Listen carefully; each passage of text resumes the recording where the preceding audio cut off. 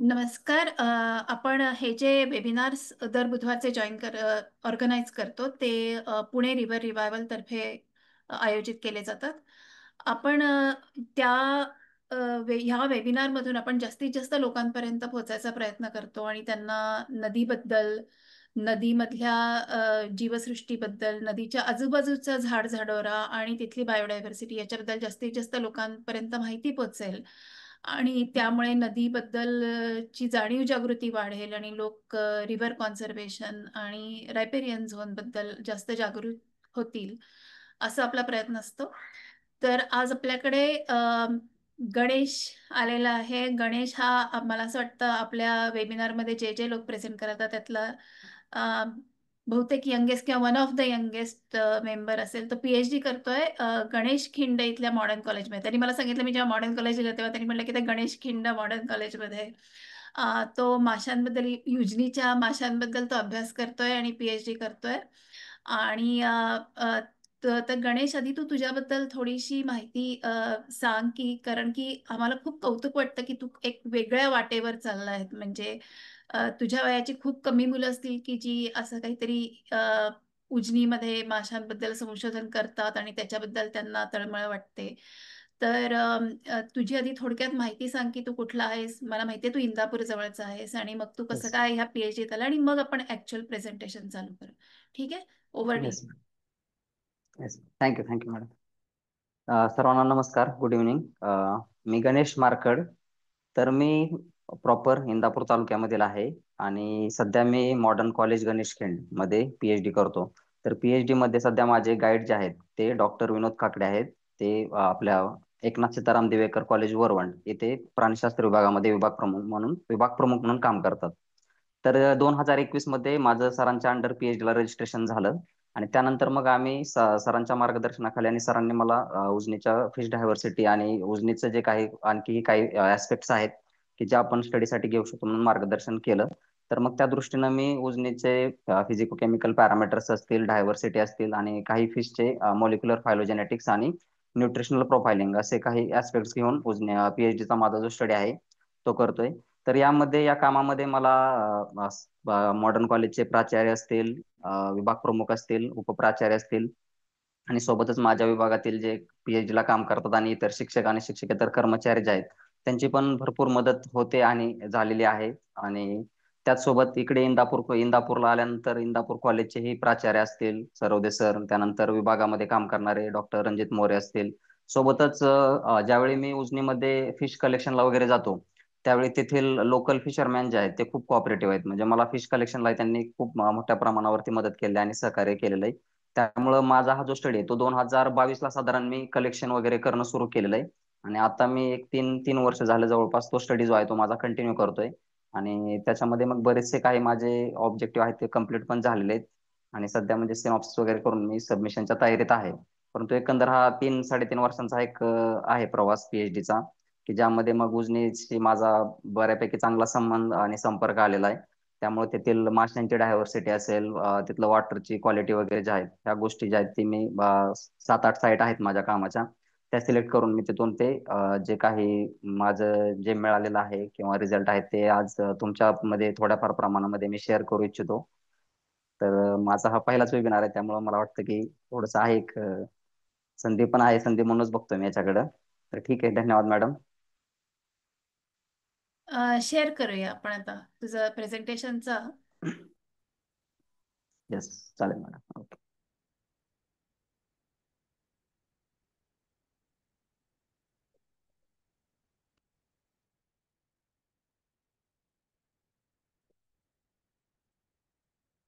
दिसतोय. मॅडम माझी चांगला स्क्रीन दिसतोय. दिसते ना?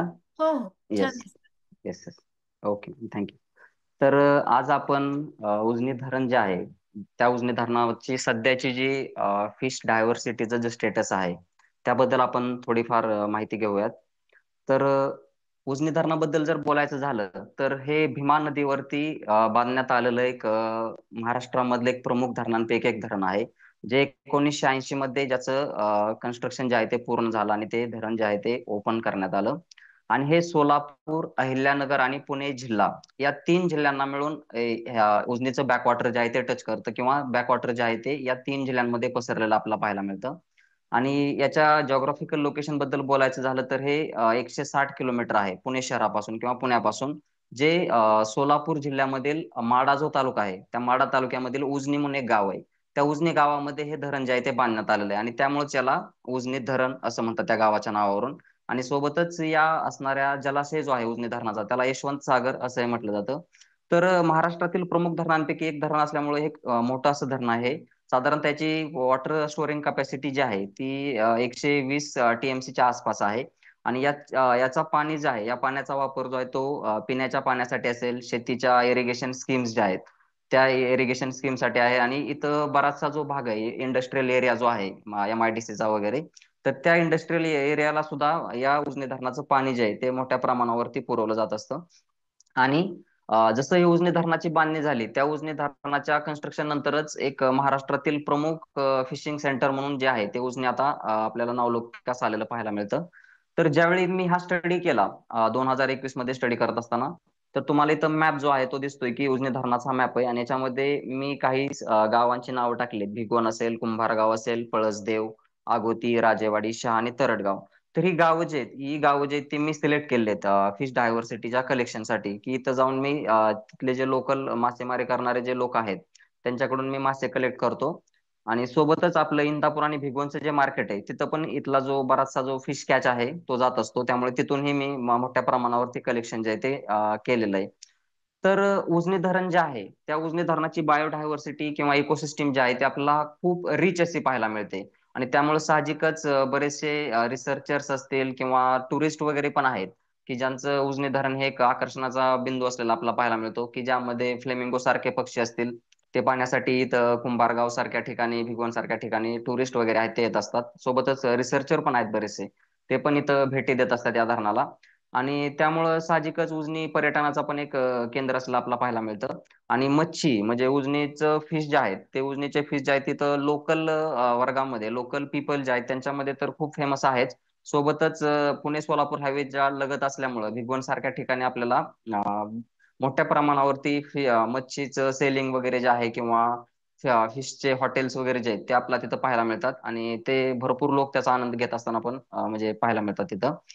तर ह्या उजनीची फिश डायव्हर्सिटी जी आहे ती या अगोदरी बरेचसे रिसर्चर वगैरे जे आहेत किंवा सायंटिस्ट जे आहेत त्यांनी ही स्टडी केलेली आहे. त्याच्यामध्ये प्रामुख्यानं याजधानी अँड सिंग, की ज्यांनी झुलॉजिकल सर्व्हे ऑफ इंडियाच्या मार्फत 1990 आणि 2002 या 2 अटेम्प्ट मध्ये उजनी धरणाची फिश डायव्हर्सिटी त्यांनी स्टडी केली होती. आणि त्यानंतर एक मेजर अटेम्प्ट जो होता तो सरोदे अँड खिल्लारे यांनी 2010 या वर्षी उजनी धरणाची फिश डायव्हर्सिटी जी आहे ती चेक केली होती. तर या 3 अटेम्प्ट जे आहेत त्या 3 अटेम्प्ट मध्ये सांगायचं झालं तर 1990 साली, 1990 ला ज्यावेळी याजधानी अँड सिंग यांनी हा स्टडी केला होता त्यावेळी त्यांना तिथं 42 स्पेसीज आढळल्या होत्या, म्हणजे 42 वेगवेगळ्या जातींचे मासे तिथं आढळलेले त्यांना पाहायला मिळाले होते. त्यानंतर त्यांनीच परत 2002 मध्ये एक अटेम्प्ट केला, ट्राय केला स्टडी करण्याचा. तर त्यावेळेस त्यांना नंतर 54 इतक्या स्पेसीज आहेत त्या उजनी धरणामध्ये आढळल्या. आणि सरोदे अँड खिल्लारे जे आहेत त्यांनी 2010 मध्ये 60 स्पेसीज टोटल तिथं रेकॉर्ड केलेले आहेत त्यांच्या स्टडीमध्ये. तर मग या 3 स्टडी ज्या आहेत मग त्यामध्ये याजधानी अँड सिंग जे आहेत त्यांचा 2002चा 54 स्पेसीसचा स्टडी आहे. सरोदे अँड खिल्लारे जे 2010चा त्यांचा 60 स्पेसीसचा रेकॉर्ड आपल्याला पाहायला मिळतो. आणि प्रेझेंट स्टडी जो आहे म्हणजे 2021 पासून जे मी कलेक्शन वगैरे करत आहे त्यामध्ये मला वेगवेगळ्या प्रकारचे 56 मासे जे आहेत ते पाहायला मिळाले.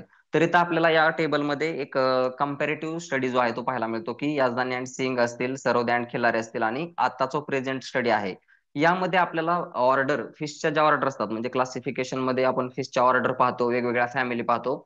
तर ह्या ऑर्डरला आणि फॅमिलीला बिलॉंग करणारे नंबर जो आहे स्पेसिसचा तो कशा पद्धतीनं व्हॅरी झालेला आहे या 3 स्टडीमध्ये हे आपल्याला या टेबलमध्ये पाहायला मिळतं. माझा आवाज येतो ना मॅडम? हो, येतोय येतोय. आणि दिसतंय येस, चांगलं, ओके. काही प्रॉब्लेम नाही.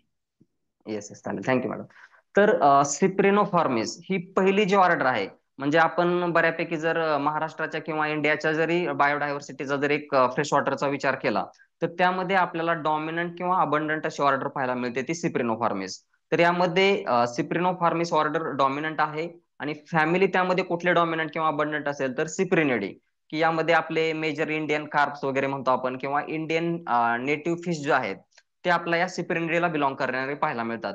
तर यामध्ये याजदानी आणि सिंग जे आहेत त्यांनी टोटल 2002 साली 34 स्पेसीज या सिप्रिनिडीला बिलॉंग करलेल्या पाहायला मिळाल्या त्यांना.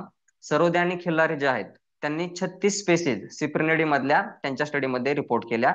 आणि या असणाऱ्या प्रेझेंट स्टडीमध्ये टोटल नंबर ऑफ स्पेसीज 27 इतक्या स्पेसीज सिप्रिनिडीच्या पाहायला मिळाल्यात. तर त्यामध्ये ही 27 मधल्या 21+6 हे जे दिलेलं आहे, तर सायंटिफिक फिशचं जे क्लासिफिकेशन आहे ना ते बराच वेळा काय होतं की चेंज होत असतं. म्हणजे फिशच्या फॅमिलीज चेंज होतात, कधी कधी ऑर्डर पण चेंज झाला आपल्याला पाहायला मिळतात.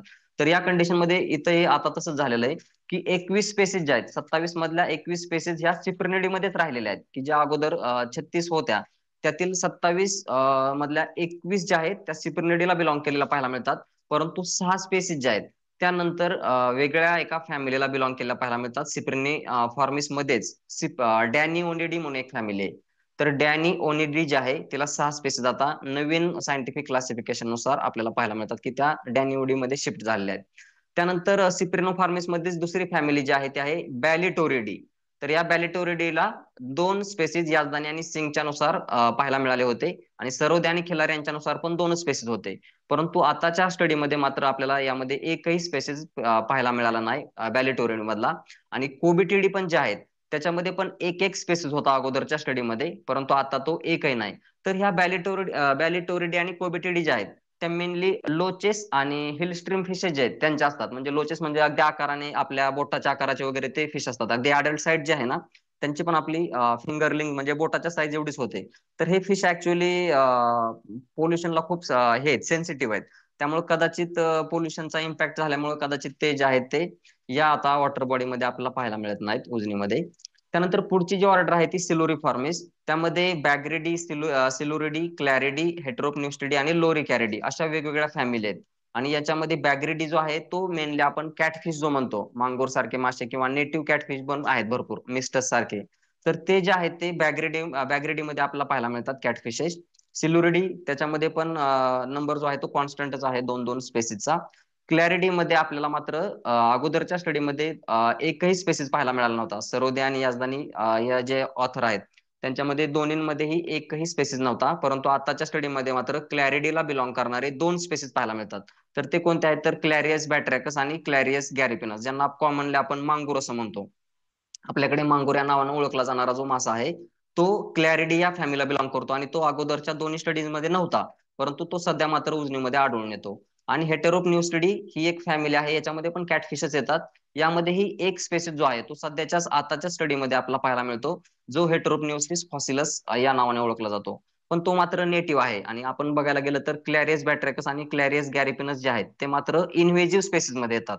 ते म्हणजे बाहेरच्या देशामधून वगैरे किंवा जाणीवपूर्वक इंट्रोड्यूस केले गेलेले आहेत आपल्या याच्यामध्ये देशामध्ये, की त्यांच्या उत्पादनाच्या वाढीसाठी हेल्प मिळावी म्हणून. परंतु एक्झॉटिक स्पेसीज किंवा इन्व्हेजिव्ह स्पेसीज ज्या आहेत त्या जरी उत्पादनासाठी आपण वापरत करत करत असलो तरी मात्र आपला नेटिव्ह जो फाउना आहे, नेटिव्ह जी बायोडायव्हर्सिटी आहे त्याला मात्र ते नक्कीच हार्म करत असतात. त्यानंतर पुढची जी ऑर्डर आहे ती पर्सिफॉर्मिस आहे. त्याच्यामध्ये आपला एक अँबेसिडी फॅमिली पाहायला मिळते, ज्यामध्ये नंबर तो मला वाढलेला पाहायला मिळतोय. की अगोदरच्या स्टडीमध्ये याजदानी आणि सिंगच्या यामध्ये एकच स्पेसिस होता, त्यानंतर सरोदे आणि खिल्लारे यांच्यामध्ये ते 2 स्पेसिस झाले.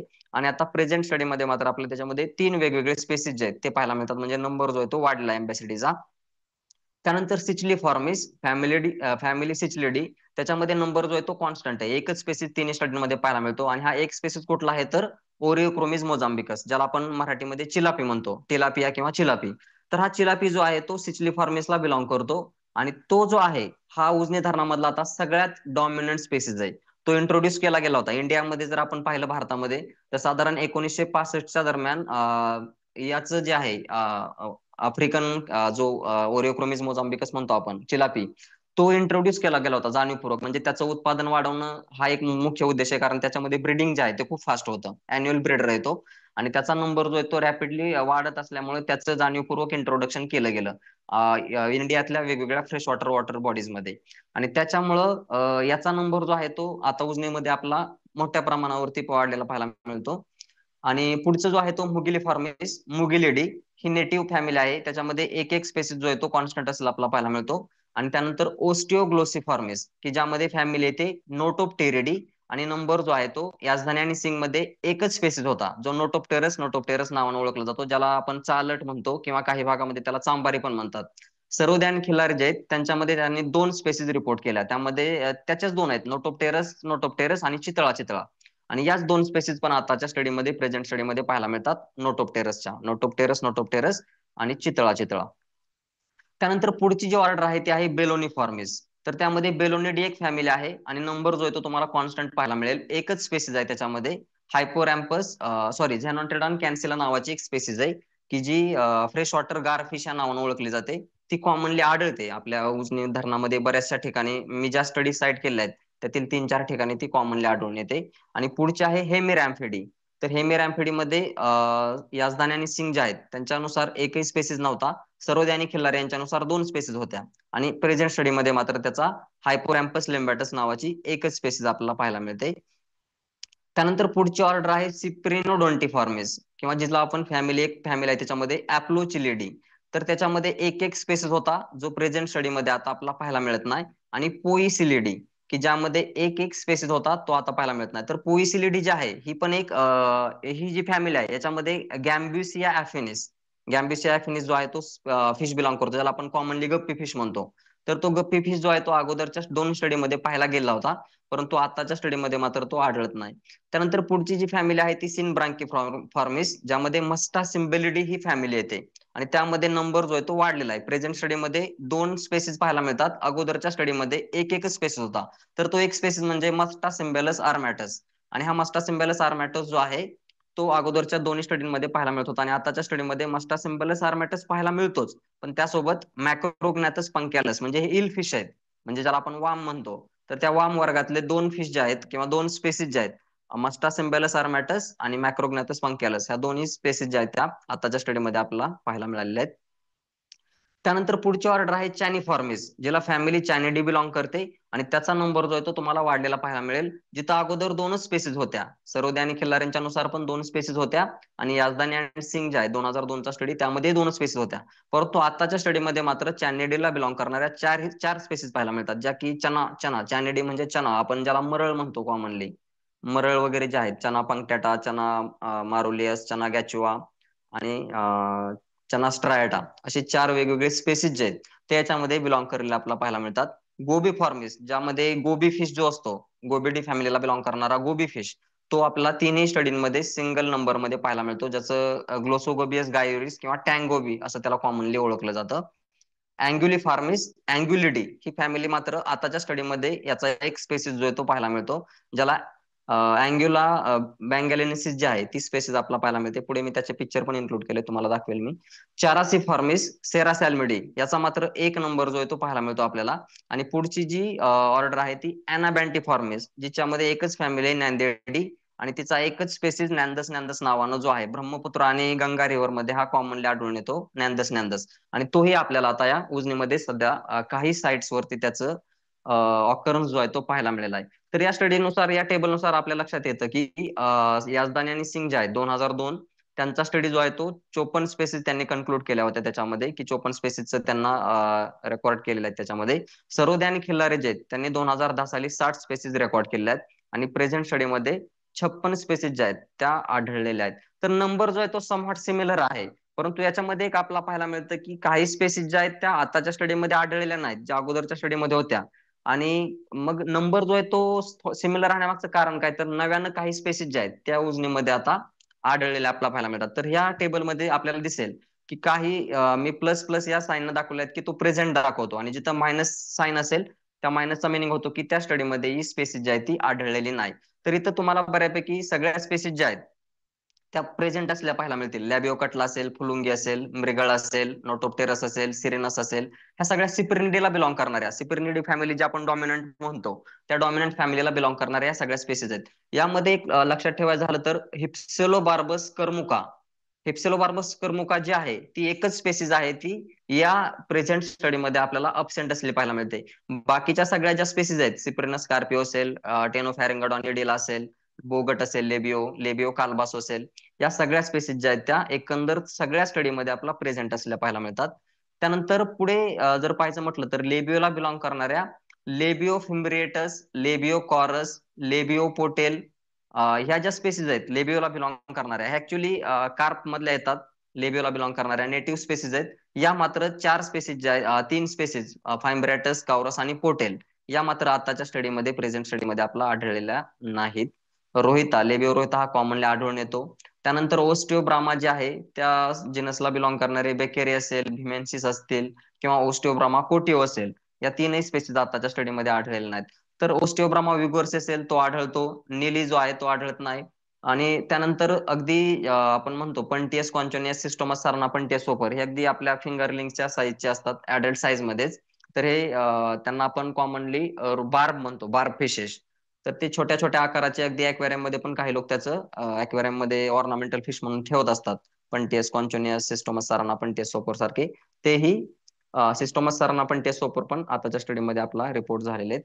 त्यानंतर पेथिया टिक्टो असेल, नक्टा फिश. आता हा नक्टा फिश जो आहे सिस्मॅटोरिंकस नक्टा, याला कॉमनली नक्टा या नावानंच ओळखलं जातं. त्याचा नाकाचा जो आकार आहे तो तसा असल्यामुळे त्याला नक्टा हे नाव दिलं जातं. फिशरमॅन पण त्याला नक्टाच म्हणतात. तर हा तीनही स्टडीमध्ये जरी रिपोर्ट केला गेला असेल तरी मात्र अगोदरचे जे दोन स्टडी होते त्यामध्ये याचा अबंडन्स जो आहे तो जास्त प्रमाणामध्ये होता. आताच्या प्रेझेंट स्टडीमध्ये मात्र तो क्वचितच आढळलेला आहे. म्हणजे अगदी रेअरली 2-3 वेळा त्याचा अबंडन्स जो आहे तो उजनीमध्ये आढळून आलेला आहे. टॉर खुद्री असेल, चेला कॅचेस असेल, हे स्पेसीज आता आढळलेले नाहीत या स्टडीमध्ये. त्यानंतर साल्मोस्टोमा बकायला, साल्मोस्टोमा बुपिस, ज्यांना आंबळी म्हणतो आपण, आंबळी, जे तुम्ही मार्केटला वगैरे कधी व्हिजिट केलं असेल तर छोट्या छोटे बोटुकलीच्या आकाराचे आंबळी नावाचे फिश येतात, जे म्हणजे बऱ्याचशा लोकांना खूप आवडतात. स्मॉल असल्यामुळं ते फ्राय वगैरे करून खातात आणि न्यूट्रिएंट रिच आहेत. मॅक्रोन्यूट्रिएंट आणि मायक्रोन्यूट्रिएंट असे दोन्ही न्यूट्रिएंट रिच फिश असल्यामुळे साल्मोस्टोमा जे फिश आहेत त्याला मार्केटमध्ये पण चांगली डिमांड असते आंबळीला. त्यानंतर ऑस्पेरियस बॅकेरी, ऑस्पेरियस बेंडेलिसिस वगैरे जे आहेत की जे कॉमनली लोचेस किंवा हिलस्ट्रीम फिशेस मध्ये येतात, बॅरिलियस एव्हेज हार्डी वगैरे, तर तेही आताच्या स्टडीमध्ये आढळलेले नाहीत. डिव्हॅरिओ अक्युपिनॅटस, रासबोरा डॅनिकोनियस, गारामुल्या, हे जे स्पेसीज आहेत ते कॉमनली आढळून येतात आताच्या स्टडीमध्ये आणि अगोदरच्या स्टडीमध्ये. आणि सिस्टोरा डेनिसोनी हा पण एक लोच वर्गीय फिश आहे जो अब्सेंट आहे स्टडीमध्ये आताच्या. त्यानंतर बोटिया सारखे लोचेस असतील तेही अब्सेंट आहेत. स्पेराटायोर जो कॅटफिश असतो तोही अब्सेंट आहे, तो प्रेझेंट असलेला पाहायला मिळत नाही. स्पेराटा सिंघाला, स्पेराटा सिंघाला हा पण एक नेटिव्ह कॅटफिश आहे, म्हणजे आपला इंडिजिनस असाच कॅटफिश आहे तो. तोही मोठ्या प्रमाणावरती अगोदरच्या स्टडीमध्ये रिपोर्ट होत होता, आताच्या स्टडीमध्ये तो कॉमनली आढळून येतो. मिस्टस ब्लिकेरी, मिस्टस मॅल्बॅरिकस, ऑम्पॉक बिमॅक्रोटस, व्हॅलागोटू, झेनॅन्टोडॉन कॅन्सिला, हे जे फिश आहेत यामधलं हे बऱ्यापैकी आढळून येतात ब्लिकेरी सोडता. बाकीचे मल्बॅरिकस असतील, बिमॅक्युलाटस असतील, व्हॅलागोटो असतील, हेही कॅटफिश आहेत आणि आढळून येतात बऱ्यापैकी ते. झॅनॅन्टोडॉन कॅन्सिला असेल, तोही आढळतो. अपोचिलस लिनिएटस हा मात्र अब्सेंट आहे. गॅम्ब्युसिया फिनिस, ज्याला आपण गप्पी फिश म्हणतो, तोही आढळत नाही आता आपल्या ह्याच्यामध्ये स्टडीमध्ये तर रिपोर्ट झालेला नाही तो. चंदानामा असेल, जो इंडियन ग्लासी फिश म्हटलं जातं त्याला, तो ट्रान्सपरंट असतो बऱ्यापैकी, म्हणजे जर वॉटरमध्ये जर तो स्विम करत असेल तर तो अगदी एकदम व्हाईट असा दिसतो, ट्रान्सपरंट असा. त्याला ग्लास फिश त्यामुळेच म्हटलं जातं, इलॉंगेटेड ग्लासी फिश म्हटलं जातं त्याला. त्यानंतर ओरिओक्रोमिस मोझाम्बिकस, ज्याला चिलापी म्हणतो आपण, तो तिन्ही स्टडीमध्ये आहे आणि अगदी डॉमिनंट प्रकारचा मासा जो आहे तो आपला पाहायला मिळतो तो. त्यानंतर रायनोमुगिल कॉर्सोला असेल, त्याला वरडोळा म्हटलं जातं, वरडोळा, तोही आपला तिन्ही स्टडीमध्ये डॉमिनंट असलेला पाहायला मिळतो. त्यानंतर ग्लोसोगोबियस गायुरिस, टँग गोबी, जो तिन्ही स्टडीमध्ये आहे. मस्टासिम्बेलस आर्मॅटस, ज्याला आपण कॉमनली वाम म्हणतो, फिशरमॅन आणि लोक पण त्याला आपण वाम म्हणत असतो, तीही तिन्ही स्टडीमध्ये आपला पाहायला मिळते आणि आढळते. ती वाम मोठ्या प्रमाणावरती येत असते मार्केटला आणि साईट वरती पण. चना मारुलेस, मरळ असेल, मोठी मरळ की जी ही आढळते. चना ओरिएंटालिस आताच्या स्टडीमध्ये ती रिपोर्ट केली गेलेली नाही, परंतु अगोदरच्या स्टडीमध्ये तिचा रिपोर्ट होता. साल्मोस्टोमा नोव्हॅक्युला, जी फक्त सरोदे आणि खिल्लारी जे आहेत त्यांनीच ती रिपोर्ट केली होती, बाकी दोन्ही स्टडीमध्ये ती अब्सेंट स्पेसिस. त्यानंतर रायकोरिम्पॅरस जॉर्जी, ही स्पेसिस फक्त सरोदे अँड खिल्लारी यांनी 2010 साली रिपोर्ट केली होती, आताच्या स्टडीमध्ये ते आढळत नाही. अँब्ली फॅरंगोडॉन मोला, हायपोरॅम्पस लिम्बॅटस, चितळा चितळा आणि पॅराम्बॅसिस रंगा, हे चार स्पेसिस जे आहेत हे चारही स्पेसिस आढळून येतात आताच्या स्टडीमध्ये आणि सरोदे अँड खिल्लारींच्या स्टडीमध्ये ते रिपोर्ट केले गेले होते. तर हा पॅराम्बॅसिस रंगा जो आहे तो ऍक्च्युली माझा स्टडी फिश आहे, की ज्यावरती माझं पीएचडीचं काम जे आहे ते चाललेलं आहे. तर त्यालाही इंडियन ग्लासी फिश असं म्हटलं जातं. तो हे ट्रान्सपरंट आहे, म्हणजे चंदा नामा जो बोललो, चंदा नामा, पॅराम्बॅसिस रंगा आणि पॅराम्बॅसिस लाला, हे तीनही अँबॅसिडी फॅमिलीला बिलॉंग करतात आणि ते बऱ्यापैकी त्यांचं मॉर्फॉलॉजिकली सिमिलरच आहेत. ग्लास सारखं अपिअरन्स आहे, स्ट्रक्चर आहे त्यांच्या बॉडीचं. तर ते फिश आता आढळतात. त्यानंतर इथं जर तुम्ही पाहिला हा टेबल, तर या टेबलमध्ये तुम्हाला मेनली फक्त प्रेझेंट स्टडीमध्येच पॉझिटिव्हचं साईन दिसेल आणि बाकीच्या जे याजदानी निसिंग असेल आणि सर्वोदयान खिलार असेल यांच्यामध्ये तुम्हाला मायनस किंवा निगेटिव्ह साईन जे ते दिसतं. कारण ते हे जे या सगळ्या ज्या स्पेसिस आहेत त्या प्रेझेंट स्टडीमध्येच प्रेझेंट आहेत आणि या अगोदरच्या दोन्ही स्टडीमध्ये ते आपल्याला पाहायला मिळत नाहीत. म्हणजे पाहायला गेलं तर पहा किती मोठ्या प्रमाणावरती स्पेसिसचं अल्टरेशन जे आहे किंवा स्पेसिस कंपोजिशन कशा पद्धतीने चेंज झालेलं पाहायला मिळेल आपल्याला. चना पंक्टॅटा असेल, हायपोथॅल्मिक स्मॉल असेल. हायपोथॅल्मिक स्मॉल म्हणजे त्याला चायनीज कार्प म्हटलं जातं. तर तोही एक प्रकारचा एक्झॉटिक फिश आहे जो आता उजनी धरणामध्ये आढळतो. मिस्टस कॅव्हेसियस आहे जो नेटिव्ह असा कॅटफिश आहे, तोही आढळतो. त्यानंतर पुढे आहे तो टेरिगोप्लिक्टिस पॅराडायलिस. तर हा टेरिगोप्लिक्टिस पॅराडायलिस म्हणजेच ज्याला अमेझॉन सेल्फिन कॅटफिश म्हटलं जातं, जो एक प्रकारचा ऑर्नामेंटल किंवा अक्वेरियम मधला फिश आहे, की जो आता सध्याला म्हणजे उजनीमध्ये मोठ्या प्रमाणावरती सगळ्या फिशरमॅन कम्युनिटी असेल त्यांच्यासाठी हा हेडेक आहे एक प्रकारचा. तर आताच 2 दिवसापूर्वीची एक न्यूज आहे की हेलिकॉप्टर माशानं म्हणजे उजनीमध्ये एक प्रकारचं एक थैमान घातलेलं आहे वगैरे. तर तो हेलिकॉप्टर मासा ज्याला कॉमनली लोक हेलिकॉप्टर म्हणतात तोच आहे हा टेरग्लोपिक्टिस पॅराडायलिस. आणि त्याचा आणखी एक स्पेसिस आहे टेरग्लोपिक्टिस डिस्जंक्टिव्हस. म्हणजे असे 2-3 स्पेसिस आहेत त्याचे. तर असे 2-3 स्पेसिस सध्या त्यांचं इन्व्हेजन जे आहे ते होल इंडिया मधल्या बऱ्याचशा वॉटर बॉडीज मध्ये आपल्याला पाहायला मिळतं. अगदी साऊथ आणि नॉर्थ मधल्या जर वॉटर बॉडीज कन्सिडर केल्या आपण, तर त्या सर्व बऱ्याचशा वॉटर बॉडीज मध्ये यांचं इन्व्हेजन आहे. त्यामुळे एक कन्सर्नची गोष्ट आहे. टेरग्लोपिक्टिस पॅराडायलिस उजनीमध्ये आढळतो हे पण. नॅन्धस नॅन्धस ज्याला गंगेटिक लिफ फिश असं म्हटलं जातं, गंगा आणि ब्रह्मपुत्रा रिव्हरच्या बेसिन मध्ये आढळतो, तोही आता आढळतो उजनीमध्ये. अँग्युला बँगॅलेन्सिस तोही आढळतो, परंतु खूप रेअर असा आहे. म्हणजे अगदी 1-2 वेळाच तो साईट झालेला आहे. क्लॅरियस बॅट्रॅकस, क्लॅरियस गॅरिपिनस जे की मांगुर नावाने ओळखले जातात, हेही फिश आता पाहायला मिळतात आपल्याला प्रेझेंट स्टडीमध्ये. हेट्रोपन्युस्टिस फॉसिलिस असेल, पंटियस चोला, पॅराम्बॅसिस लाला. पॅराम्बॅसिस लाला पण पाहायला मिळतो जो की अगोदरच्या दोन्ही स्टडीमध्ये नव्हता परंतु आताच्या स्टडीमध्ये आहे. आणि मॅक्रोग्नॅथस पंकॅलस. त्यानंतर चना गॅचो असेल, चना स्ट्रायटा, जिम्नोस्टोमा सारायझा, यातील बऱ्याचशा स्पेसिस ज्या आहेत ना त्या आपल्या नेटिव्हच आहेत. म्हणजे दुसऱ्या रिव्हर बेसिन मध्ये त्या आढळत होत्या आणि आता त्या इकडे आढळतात. परंतु काही स्पेसिस ज्या आहेत त्या मात्र इंडो एक्झॉटिक आहेत किंवा इन्व्हेजिव्ह स्पेसिस आपल्याला पाहायला मिळतात. आणि त्यामुळं खरं बऱ्याचशा मोठ्या प्रमाणावरती उजनीमध्ये स्पेसिसचं कंपोजिशन जे आहे ते साधारणतः चेंज झालं आपल्याला पाहायला मिळतं. त्यानंतर ही जी डायग्राम आहे पाय चार्ट, हा पाय चार्ट काय दाखवतो, तर उजनी धरणामध्ये जेवढ्या काही स्पेसिस आपला 56 स्पेसिस पाहायला मिळतात सध्याच्या स्टडीमध्ये, त्यामध्ये आयुसीएनचं जे कॅटेगरी असतं थ्रेडचं, की आयुसीएन फिशचा अबंडन्स वगैरे किंवा डिस्ट्रीब्युशन चेक करून त्या फिशचे एक कॅटेगरी डेझिग्नेट करत असतं, की ज्यामध्ये लिस्ट कन्सर्न सारखी कॅटेगरी असेल, वल्नरेबल असेल, नियर थ्रेटन असेल, इंडेंजर्ड असेल, डेटा डिफिशियंट असेल किंवा नॉट इव्हॅल्युएटेड. हे स्टेटस काय आहेत, तर त्यांचा अबंडन्स किंवा त्यांना थ्रेट कसा आहे एन्व्हायरमेंट मध्ये त्याच्यानुसार त्या कॅटेगरी असतात. तर या उजनीमध्ये ज्या स्पेसिस आहेत त्यामधील 75% स्पेसिस ज्या आहेत ना त्या लिस्ट कन्सर्न आहेत. लिस्ट कन्सर्नचा अर्थ होतो की सध्या त्यांना त्या वाईल्ड एन्व्हायरमेंट मध्ये किंवा त्या वॉटर बॉडीमध्ये कुठल्याही प्रकारची रिस्क नाहीये. त्याचा अर्थ होतो लिस्ट कन्सर्न. म्हणजे 75% स्पेसिस आपण म्हणू शकतो की सेफ झोन मध्ये आहेत, की त्यांना एक्सटिंक्शन वगैरे किंवा दुसरा कुठलाही एखादा डेंजर जो आहे त्यांच्यावरती आपल्याला पाहायला मिळत नाही. व्हलनरेबल स्पेसिस ज्या आहेत त्या साधारणतः 7.14%, म्हणजे 56 स्पेसिस मधल्या 7.14% इतक्या स्पेसिस ज्या आहेत, म्हणजे तो नंबर साधारणतः 4 किंवा 5 असेल कदाचित, ते कॅल्क्युलेशन केलेलं आहे मी तसं. तर 4-5 नंबर जो आहे स्पेसिसचा त्या व्हलनरेबल आहेत. म्हणजे काय, तर वाईल्ड मध्ये त्यांच्या प्रोटेक्शनची गरज आहे. तर त्यांच्या प्रोटेक्शनसाठी जर काही प्रॉपर मॅनेजमेंट किंवा प्रॅक्टिसेस जर इम्प्लिमेंट नाही केल्या तर कदाचित त्या थ्रेटन होऊ शकतात. तर अशा व्हलनरेबल 7.14% इतक्या आहेत. आणि नियर थ्रेटन किती आहेत, तर 10.71%, 10.71 इतक्या स्पेसिस ज्या आहेत त्या नियर थ्रेटन्ड आहेत. म्हणजे ऍक्च्युली त्यांच्यावरती धोका आहे. त्या सध्या डेंजर झोन मध्ये आहेत आणि त्या थ्रेटन्ड कधी येऊ शकतात. तर अशा प्रकारच्या नियर थ्रेटन्ड ज्या आहेत त्या 10.71% इतक्या स्पेसिस आहेत. आणि इंडेंजर्ड ज्या आहेत, इंडेंजर्ड 1.78%, म्हणजे अगदीच त्या आता एक्सटिंक्शनच्या जवळ. इंडेंजर्डचा अर्थ होतो की प्रॉपर मॅनेजमेंट जर नाही केलं गेलं तर त्या एक्सटिंक्ट होऊ शकतात, म्हणजे त्या परत आपल्याला तिथं पाहायला मिळू शकत नाहीत. तर अशा इंडेंजर्ड ज्या आहेत त्या 1.78%. डेटा डिफिशियंट म्हणजे त्यांच्याबद्दल डेटा अवेलेबल नाही, आयुसीएन त्यांच्याबद्दल डेटा जो आहे तो दिलेलाच नाही. अशा डेटा डिफिशियंट पण किती आहेत, तर 1.78%. आणि नॉट इव्हॅल्युएटेड बद्दल पण तेच आहे की त्यांचं इव्हॅल्युएशन जे आहे ते केलं गेलेलं नाही. अशा नॉन इव्हॅल्युएटेड किंवा नॉट इव्हॅल्युएटेड 3.57% इतक्या स्पेसिस उजनीमध्ये आपल्याला आढळतात.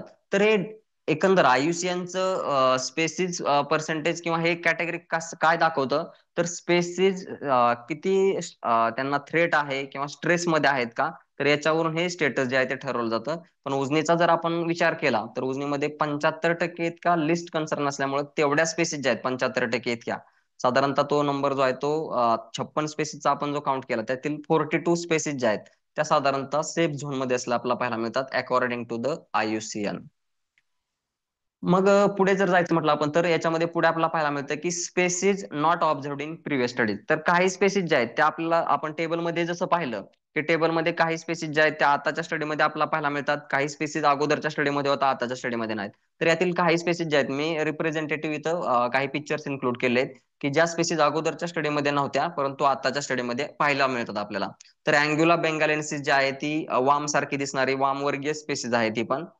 स्नेक हेड ज्यांना म्हणतो आपण, स्नेक हेड कॉमनली, त्या स्नेक हेड वर्गामधली अँग्युला बेंगालेन्सिस ही एक स्पेसिस आहे. क्लॅरियस बॅट्रॅकस ज्याला मांगूर म्हटलं जातं, क्लॅरियस गॅरिपिनस, हे दोन्ही मांगूरच्या स्पेसिस आहेत वेगवेगळ्या. आणि चना गॅचुआ, चना वर्गीय जे आहेत ती स्पेसिस आहे चना गॅचुआ. त्यानंतर चना पंक्टॅटा आहे, मॅक्रोग्नॅथस पंकॅलस आहे, नॅन्दस नॅन्दस जो गंगॅटिक लिफ फिश नावाने ओळखला जातो, तो नॅन्दस नॅन्दस पण आताच्या स्टडीमध्ये आपल्याला पाहायला मिळतो. पुढे आहे पॅराम्बॅसिस लाला, गणेश, हे की जो फोटो एक दाखवताना यातले कुठले नेटिव्ह आहेत आणि कुठले नाही आहेत येस. हे सांगितलं तर फायदा होईल, हा कारण ही येस. नावं येस तशी येस मॅडम. आपल्याला लिहायला फार आम्हाला समजत नाहीत. Yes yes. तर फक्त ओके ओके ते मॅडम. येस. सांगितलेस की जे नवीन दिसलेत यातले हे नेटिव्ह आहेत आणि हे एक्झॉटिक आहेत किंवा काय नॉन नेटिव्ह आहेत, येस. ते चांगलं पडेल. Yes yes. Yes madam. Yes. तर हा अँग्युला बँगॅलेन्स जो आहे ना तो नेटिव्हच आहे, म्हणजे आपला इंडिजिनस फिश आहे तो. इंडियामध्येच मेजरली त्याचं जे आहे डिस्ट्रीब्युशन आपल्याला पाहायला मिळतं अँग्युला बँगॅलेन्सिस. क्लॅरियस बॅट्रॅकस आणि क्लॅरियस गॅरिपिनस हे एक्झॉटिक आहेत, म्हणजे आफ्रिकन कॅटफिश वगैरे आपण म्हणतो किंवा वॉकिंग कॅटफिश. तर हे क्लॅरियस गॅरिपिनस आणि क्लॅरियस बॅट्रॅकस आहेत. तर ह्यांचा म्हणजे उजनीमध्ये खरं तर यांचं बॅन केलेलं आहे का उजनीमध्ये. बऱ्याचशा उजनीच्या कडेला बरेचसे लोक शेततळ्यामध्ये वगैरे यांचं करतात कल्चर आणि मग मार्केटला ते घेऊन येतात. परंतु काय होतं काही वेळेला शेततळ्यामधून हे फिश एस्केप होतात आणि मग मेन वॉटर बॉडीमध्ये एंटर करतात. तर त्यामुळं हे हे जे प्रॉब्लेम आहेत ना हे त्यामुळेच राईज झालेले आहेत की कुठून तरी फिश या नेचरमध्ये किंवा नॅचरल इकोसिस्टम मध्ये येतात आणि त्यामुळे पुढे जाऊन मेजर प्रॉब्लेम जे आहेत ते क्रिएट होत असतात. तर अशा प्रकारचे क्लॅरियस बॅट्रॅकस, क्लॅरियस गॅरिपिनस हे एक्झॉटिक आहेत. चना गॅचुआ हा एक प्रकारचा चॅनिडी म्हणजे स्नेक हेडला बिलॉंग करतो हा. तर हा स्नेक हेडला बिलॉंग करणारा जो आहे तो मरळ वर्गीय म्हणतो आपण. तर हा नेटिव्हच आहे चना गॅचुआ पण. त्यानंतर चना पंक्टेटा हा पण आपला इंडिजिनस किंवा नेटिव्ह फिश आहे.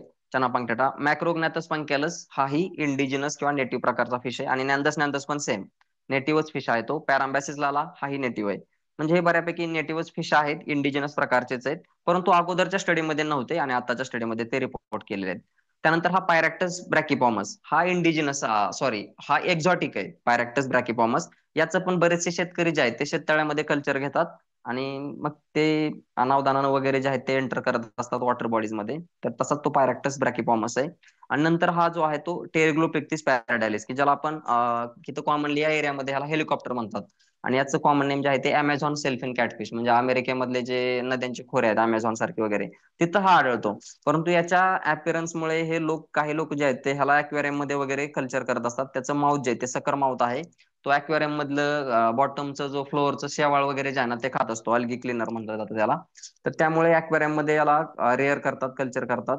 परंतु साईज वगैरे जर मोठी झाली तर बरेचशा वेळेला हा अक्वेरियम मध्ये मावत नसल्यामुळे लोक काय करतात की याला एखाद्या पाण्यामध्ये वगैरे सोडून देतात आणि त्यामुळे मग हे इकोसिस्टम मध्ये इन्व्हर्ट वगैरे करत असतात आणि पुढे जाऊन मग यांचे प्रॉब्लेम जे आहेत आता उजनी सारख्या वॉटर बॉडीमध्ये हे टेरग्लोपिक्टिस पॅराडाइल जो आहे तो अगदी सिरियस कन्सर्न आहे याचा पण. सध्याला बरेचसे न्यूज वगैरे आहेत ते ट्रेंडिंग मध्ये त्याच्यावरती. हेट्रोपन्युस्टिस फॉसिलिस हा एक इंडिजिनस इंडियन हाच कॅटफिश आहे एक प्रकारचा. त्यानंतर मग जे मी बोलत होतो की बऱ्याचशा गोष्टी ज्या आहेत न्यूज मध्ये पण येतात की नंतर मग फिश कशा पद्धतीने आले. तर इथं न्यूजचे मी काही कात्रण जे ते स्क्रीनशॉट लावले. तर हेलिकॉप्टर माशाने उजनी धरणाच्या जलाशयातील जैवविद्येला धोका जाणून घ्या कुठून आले हेलिकॉप्टर मासे. तर हे 2 दिवसापूर्वीचीच न्यूज आहे जी आमच्याच एक सर आहेत म्हणजे मला मार्गदर्शन करतात ते रणजित मोरे सर म्हणून आहेत. त्यांनी त्यांच्याच माध्यमातून ही न्यूज जी आहे ती आलेली आहे. तर हे हेलिकॉप्टर मासे म्हणजे जे आपण म्हणतो की हा टेरग्लोपिक्टिस पॅराडायलिस हाच मासा आहे तो. की जो उजनी धरणामध्ये आता 2021 ला त्याचं फर्स्ट रिपोर्ट केलं होतं. आणि म्हणजे त्यावेळी ज्यावेळी फर्स्ट रिपोर्ट होता ना, त्यावेळी तो थोड्याफार प्रमाणामध्ये मार्केटला वगैरे येत होता. परंतु आता बऱ्याचशा ठिकाणावरून अगदी मोठ्या प्रमाणावरती हा मासा जो आहे तो येतो. आणि याचा याचा प्रॉब्लेम काय, तर याच्या बॉडीवरती स्क्यूट्स आहेत आणि खूप स्केल्स, काटे वगैरे जे आहेत ना ते असतात.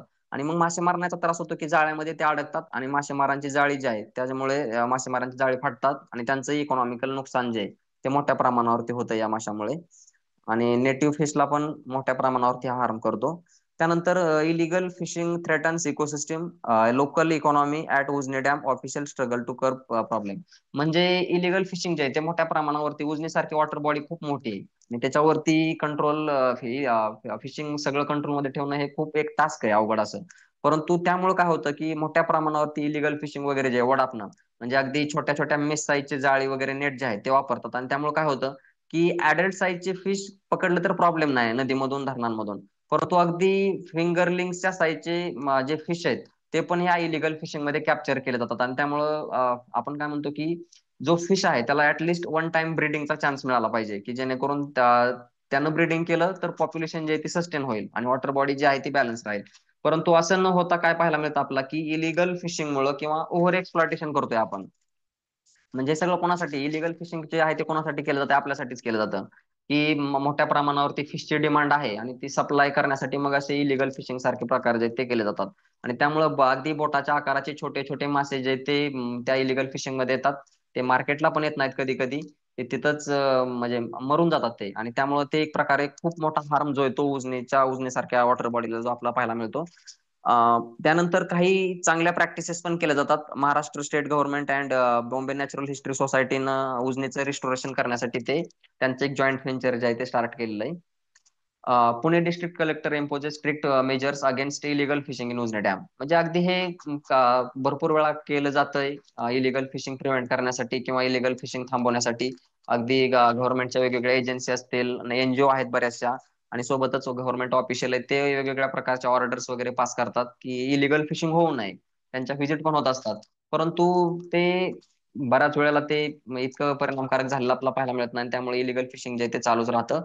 आणि पुढे एक न्यूज आहे की उजनीतील लहान मासे मारण्यास प्रतिबंध करा. प्रतिबंध करण्याची वेळ का आलेली आहे, तर मोठ्या प्रमाणावरती मासे मारले जात आहेत, लहान मासे. मार्केटला पण अगदी गेलो तर आपल्याला बोटाच्या आकाराचेही चिलापी असेल, कटला असेल, कधी कधी तेही पाहायला मिळतात.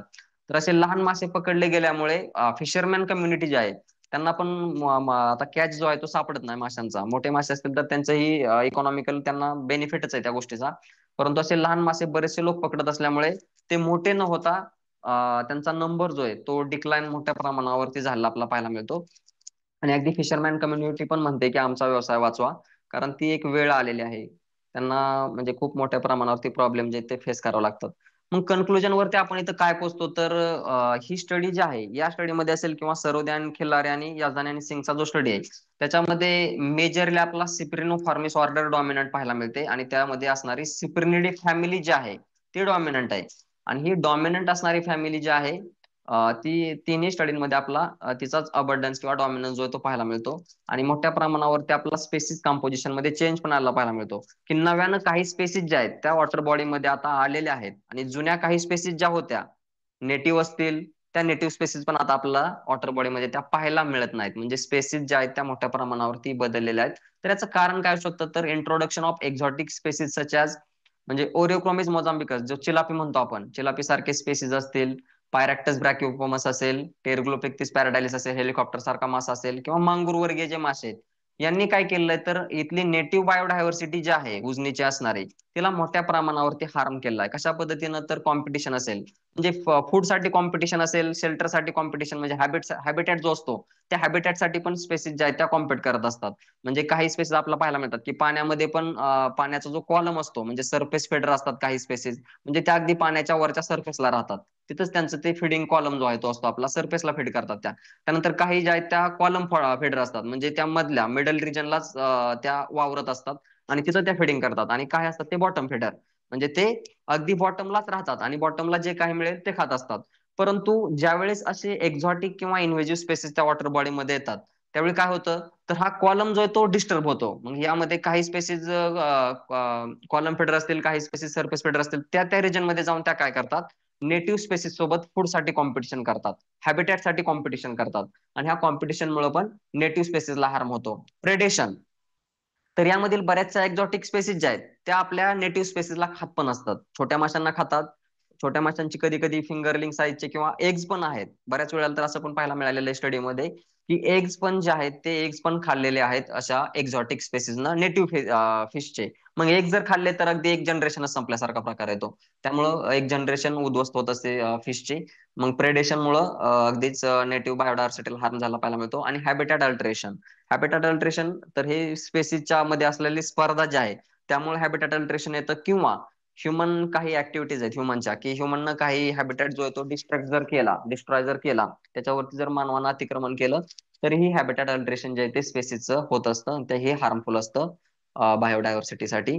आणि लोचेस सारखे स्पेसिस जे अगोदरच्या स्टडीमध्ये आपल्याला पाहायला मिळाले होते, बॅलेट टोरेडी किंवा कोबेटिडी जे आहेत या फॅमिलीला बिलॉंग करणारे लोचेस सारखे स्पेसिस जे आहेत छोट्या छोट्या आकाराचे, तर ते आता मात्र पाहायला मिळत नाही. तर त्याचं प्रोबेबल कारण असू शकतं की त्यांचा हॅबिटॅट जो आहे तो नष्ट झालेला असू शकतो.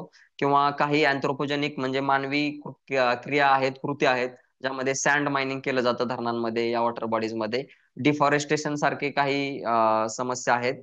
आणि पोल्युशन पण आहे मोठ्या प्रमाणावरती. उजनीचा जर आपण सारासार विचार केला तर उजनीमध्ये वॉटर पोल्युशन मोठ्या प्रमाणावरती झालेलं एक पाहायलाच मिळतं आपल्याला नेहमी. त्याच्याबद्दल न्यूज मध्ये पण आपण ऐकतो आणि अगदी रिसर्च पेपर पण बरेचसे त्यावरती आहेत की पोल्युशन आहे उजनीमध्येही. किंवा बऱ्याचशा वॉटर बॉडीज ज्या आपण मोठ्या मोठ्या अर्बन रिजन, अर्बन एरिया ज्या आहेत त्याच्या सराउंडिंगला ज्या काय वॉटर बॉडीज असतात त्या मोस्टली पोल्युटेड आपल्याला पाहायला मिळतात. आणि मग पुढे काय म्हटलंय तर ह्या सगळ्या फाइंडिंगचा जर विचार केला तर कशाची गरज आहे आपल्याला, तर एक सस्टेनेबल फिशरीज मॅनेजमेंटची गरज आहे. जर अशा मोठमोठ्या वॉटर बॉडीज ज्या आहेत उजनीसारख्या, त्यांचं जर आपला रिस्टोरेशन करायचं असेल किंवा त्यांच्यामध्ये आपल्याला एक प्रकारचा स्पेसिसचा बॅलन्स किंवा बायोडायव्हर्सिटीचा बॅलन्स जर राखायचा असेल तर तिथं वेगवेगळ्या प्रकारच्या कॉन्झर्वेशनच्या स्ट्रॅटेजी ज्या आहेत त्या आखल्या जाणं गरजेचं आहे, त्यांचं इम्प्लिमेंटेशन होणं गरजेचं आहे, की जेणेकरून इन्व्हेजिव्ह स्पेसिसचा इम्पॅक्ट जो आहे तो कमी होईल आणि हॅबिटॅट डिस्ट्रक्शन पण कमी होईल. त्यानंतर ह्या स्टडीमध्ये ही पीपीटी रेडी करत असताना किंवा या स्टडीमध्ये मी काही हे अ, रेफरन्सेस साईट केले होते, आपण ते रेफरन्सेस. रेफरन्सेस नाही हे केले तरी चालतील. अ, येस मॅडम, ठीक आहे. कारण की आता आपल्याला मला असं वाटतं की कोणाला प्रश्न असतील तर ते घेऊया. इथे कल्याणनी एक येस खूप येस. चांगली हे केलेली आहे, कमेंट केलेली आहे की खूप सुंदर माहिती सांगितली आणि बराच अभ्यास केलेला आहे. आपण सांगितल्याप्रमाणे स्थानिक प्रजाती वाचत नाहीत किंवा प्रदूषणामुळे जगत नाहीत. स्थानिक प्रजाती येस. वाढवण्यासाठी काय उपाययोजना करू शकतो असा प्रश्न आहे. तर या ज्या म्हणजे आपल्या इन्व्हेजिव्ह नेटिव्ह स्पेसिस ज्या आहेत ना, तर नेटिव्ह स्पेसिसना हार्म जो आहे तो आपण म्हणू शकतो की एक्झॉटिक स्पेसिसमुळे होतोय. एक्झॉटिक किंवा इन्व्हेजिव्ह स्पेसिस ज्या आहेत त्यांचं जे ऑकरन्स आहे त्यामुळे तो होतोच. परंतु फक्त ती एकच गोष्ट जी आहे ती रिस्पॉन्सिबल नाही. तर यामध्ये पोल्युशन हा पण एक महत्वाचा फॅक्टर आहे. आपल्या ज्या नेटिव्ह किंवा नेटिव्ह इथं असणाऱ्या इंडिजिनस ज्या स्पेसिस आहेत त्या मोस्टली आपला सेन्सिटिव्ह पण पाहायला मिळतात. कारण अगोदरचा जर वॉटर क्वालिटीचा जर आपण विचार केला तर ती वॉटर क्वालिटी डिफरंट होती. म्हणजे आपण म्हणू शकतो की ती वॉटर क्वालिटी चांगलीच होती. परंतु आता पोल्युशनमुळे काय झालंय की बरेचसे फिजिको केमिकल पॅरामीटर्स जे आहेत प्रॉपर्टीज वॉटरच्या त्या खूप अल्टर झालेल्या आहेत. आणि त्या पण त्या इंडिजिनस स्पेसिसला आता मानवत नाहीत. मग या एक्झॉटिक स्पेसिसचा काय प्रॉब्लेम आहे, दे आर स्टर्डी, की त्या खूप स्टर्डी आहेत, खूप रिजिड आहेत. आणि त्यामुळे त्या अशा पोल्युशनला पण टॉलरेट करतायत. परंतु आपल्या स्पेसिस ज्या आहेत इंडिजिनस असणाऱ्या त्या मात्र त्यांच्यामध्ये इतकी कॅपॅसिटी आपल्याला पाहायला मिळत नाही. आणि त्यामुळे पोल्युशन हा एक फॅक्टर आहे. आणि आणखी एक फॅक्टर आहे महत्वाचा, ओव्हर एक्सप्लॉयटेशन. की ओव्हर एक्सप्लॉयटेशन किंवा इलिगल फिशिंग ते इतकं वाढलेलं आहे की म्हणजे आपली पण मग डिमांडच वाढलेली आहे असं इलिगल म्हण. इलिगल फिशिंगला जर मासेमार करणाऱ्या लोकांचा विरोध आहे तर कोण करतं ते इलिगल फिशिंग? म्हणजे आता सगळेच इलिगल, सगळेच म्हणजे मोस्ट ऑफ जे आहेत ते लिगल फिशिंग करतात. परंतु काही ठिकाणी मात्र इलिगल फिशिंग चालतं की ज्यामध्ये वडाप सारखे छोटे छोटे नेट वापरून अगदी करतात. पण आता सगळ्या गोष्टी पण त्या रोखल्या जाऊ शकत नाहीत असं आहे मॅडम ते. तर त्याच्यामुळं ते इलिगल फिशिंग किंवा ओव्हर एक्सप्लॉयटेशन हे आता एक नैतिकता आहे याच्यामध्ये, की तुम्ही कसं वागलं एन्व्हायरमेंट सोबत तुमचा अवेअरनेस जो आहे तो कसा असला पाहिजे. तर काही गोष्टीच्या आहेत त्या म्हणजे आपल्या एक आपण काय म्हणतो की इथिकलीच आहेत त्या गोष्टी, त्या ज्याच्या त्याच्या एक कन्सर्न त्या आपण फॉलो केल्या पाहिजेत. मग इलिगल फिशिंग ओव्हर एक्सप्लॉयटेशन जे आहे ते टाळलं पाहिजे. छोटे मासे जे आहेत त्यांचं फिशिंग जे आहे ते केलंच नाही पाहिजे. अगदी म्हणजे इंडिजिनस किंवा ह्या नेटिव्ह स्पेसिस आहेत ना त्यांच्या कॉन्झर्वेशनसाठी गव्हर्नमेंट उजनीमध्येही दरवर्षी किंवा वर्षातून 2-3 वेळा सीड रिलीज करतं. अगदी काही ठिकाणी लाखांमध्ये, काही ठिकाणी कोटींमध्ये सीड रिलीज केले जातात. परंतु मग सीड रिलीज केल्यानंतर लगेचच ते फिंगरलिंग साईजचे झाले की लगेच इलिगल फिशिंग म्हणजे त्या छोट्या आकाराच्या छोट्या साईजच्या नेट आहेत त्या वापरल्या की मग त्यांचा बेनिफिट होत नाही ना तितका. त्यांना मोठं होण्यासाठी वाव दिला पाहिजे, त्यांचं ब्रीडिंग झालं पाहिजे. ऍटलिस्ट एका फिशला एकदा तरी ब्रीडिंगचा चान्स मिळाला तर रिस्टोरेशन जे आहे पॉप्युलेशनचं आहे ते होत असतं. बरोबर आहे. अजून कोणाचे प्रश्न असतील तर चॅटमध्ये लिहू शकता किंवा आपण लोकांना अनम्यूट पण करायला देऊ शकतो.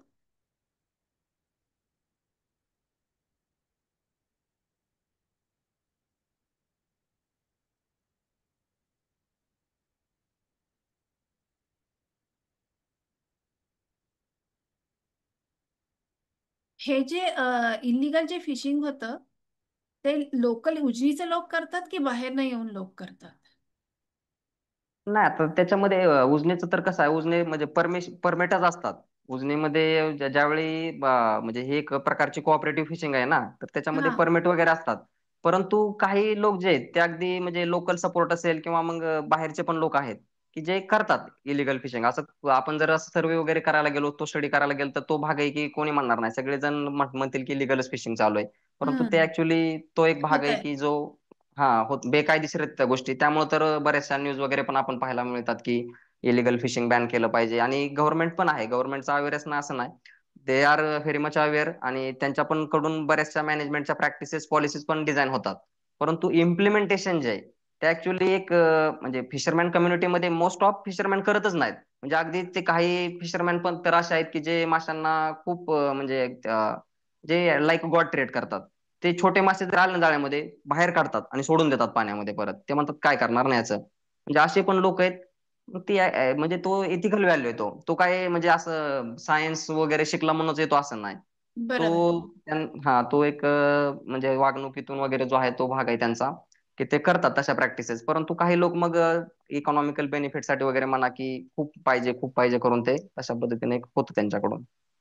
आपण ऐकत असतो की उजनीमध्ये खूप जास्त प्रदूषण आहे, तर म्हणजे माशांवर परिणामच आहे, पण तिथे आजूबाजूला एकूण तिथल्या जमिनीवर किंवा पाण्यावर किंवा इतर काही परिणाम दिसतात का प्रदूषणाचे?